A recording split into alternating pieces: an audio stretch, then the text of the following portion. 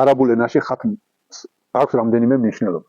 ერთი ბოლო დაბოლოება ან კიდევ რგოლის ბეჭედი.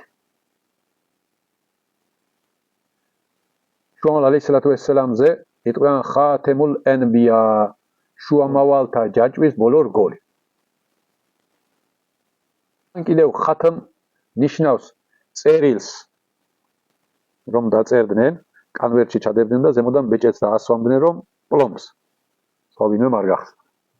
ანუ დასრულდა წერილი, იქ შიგნით რამე ჩასამატებელი, ამოსაკლებელი არაფერი აღარ არის და ბეჭედი დაასვეს.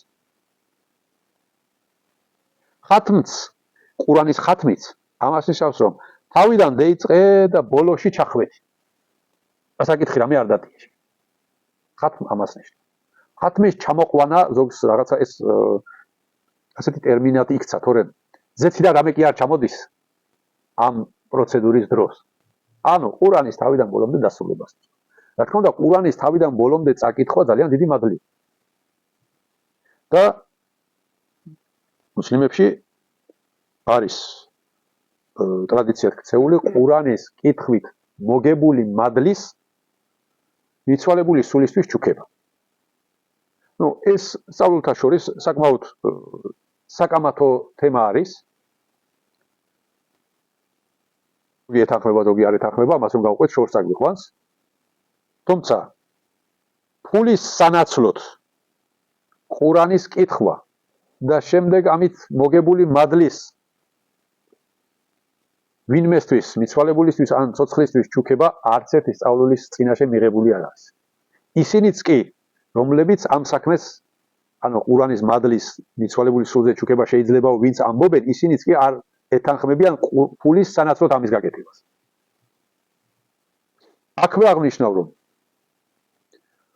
ხათმის დუა, რომ ხათს აიკითხავენ და აუცილებლად ჯამეში გამოაცხადებენ, რომ ხათმის დუა არის საკითხავი და ასე შემდეგ. სუნნეთში და ყურანში მათ შორის. ალლაჰ სუბჰანაჰუ ვა თაალას გან ჩამოვლენილ ყურანში ხათმის დუა არ არის. დღევანდელ ყურანებში არის. რა თქმა უნდა, ეს ისე არ გაიგოთ, რომ ყურანში რაღაცა ცვლილება შევიდა. ყველა მიცის ყურანი იწყება სურა ფათიჰად და თავდება სურა ნასით. ეს ყველასათვის ცნობილია. თუმცა ამის შემდეგ ნასის შემდეგ არის სარჩევი, ყურანის სარჩევი და სარჩევის მერე, რომ არ შეერიოს და გამოცალკევებული არ იყოს, დამატებული არის ხათმის დუა. ეს რა თქმა უნდა ყურანს არ ახლავს, ეს შემდგომ დამატებულია.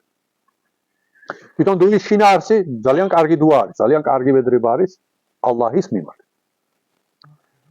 ხათმის დუა რაღაცა რიტუალი აუცილებლად გაკეთდეს, რომ არ გაკეთდეს, არ ჩაგეთლება და რაღაც ასეთი რაღაცები არ არსებობს.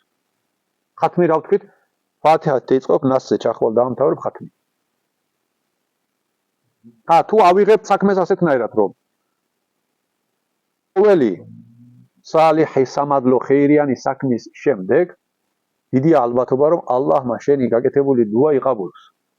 ეს შეიძლება იფთრის მერე, ზოგიერთი ნიმუშების სუნნეთშიც გვაქვს მოცემული და რომელიც ნიმუშებით სუნნეთში არ გვაქვს მოცემული, იმათთვის სუნნეთში მოცემული ნიმუშებით ხელმძღვანელობთ და ვაკეთებთ. მაგალითად, სუნნეთში ერთ-ერთი ცნობილი სუნნეთი, რომ იფთრის დროს გაკეთებული დუა ყაბულია, რატომ მთელი დღე შიმშილარი ნამარხია, ეს ადამიანი ალლაჰის ხათრით პირი გაიხსნა, მაგრამ საჭმელზე კი არ გარბის გამჩენილ ღმერთთან სათხოვარი აქვს. ასევე ჰაჯობის დროს, უმრას დროს, რატომ? იმიტომ რომ შენ იმდენად ძვირფასი საქმე გააკეთე, იმდენად ახლოს ხარ, ანუ ფიზიკურად ის მარხვაც, ნამაზიც, ჰაჯობაც ძალიან ძვირფასი, ძალიან დიდი მადლის მომცემი საქმეა და რეალური მიზეზია იმისა, რომ ალლაჰი შენგან კმაყოფილი გახდეს. ფიზიკურად რატომ გაუსვი ხაზი? იმიტომ რომ შინაგანად ალლაჰის მეტი არავინ არ იცის, ახლა იმ ადამიანმა ალლაჰის ხათრისთვის იმარხა თუ დიეტა დაიწყო. ჰაჯზე ალლაჰის ხათრისთვის წავიდა თუ ტურისტულად წავიდა. ani hajze რომ წავიდა ყველა წესები შეასრულა დაიცვა თუ რაღაც იმფერი ანგლიშები გურია რომ არც მისი ჰაჯი გახდა ყაბული და არც მისი დუა იქნება ყაბული. ეს ალლაჰის გარდა არავინ არ იცის. ან ჩვენ რომ ახლა ცოტა ხნის წინ აქ ნამაზი ვილოცეთ. ფიზიკურად ჩვენ ალლაჰის კმაყოფილება რომ დაგვემსახურებია იმისთვის გავაკეთეთ ყველაფერი. მაგრამ ვისი ყაბული გახდა, ვინ გულწრფელი იყო, ვინ ნამაზისთვის მოვიდა, ვინ ხალხში გამოსაცინად მოვიდა, ვის რა დერდი ქონდა, ალლაჰის გარდა არავინ არ იცის. და არც ერთმა ჩვენგანმა არ ვიცით, რომ ჩვენი ნამაზი ყაბულია თუ არა. თუმცა ყოველი ასეთი საქმის შემდეგ დიდია ალბათობა, რომ მორწმუნეს დუა ყაბული გაუხდეს. რატომ? იმიტომ რომ მან თავის გამჩენს კმაყოფილება დაიმსახურა და იმ მომენტში ხათრი უფრო მეტად ჭრის.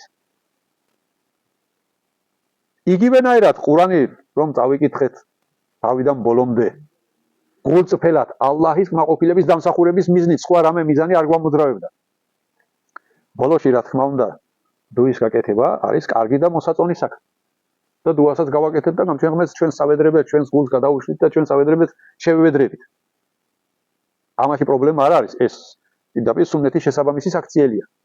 მაგრამ კონკრეტულად ხათმის დუა თუ არ იკითხე არიზამს, ხათმი ყაბული არ იქნება, ჯამეში და გამოაცხადებიო, ბევრ ხალხში დუა და გააკეთებიო, ამფერი რიტუალი არ არსებობს ისლამში. სწორად გავიგოთ, დუა კი არ არის აკრძალული, დუა ნებისმიერ დროს შეგვიძლია გავაკეთოთ, ხათმის მერეც და ხათმის წინაც. მაგრამ ამას რაღაცა ნუ გავაზვიადებთ და რაღაცა ახალ რიტუალად ნუ ვაქცევთ.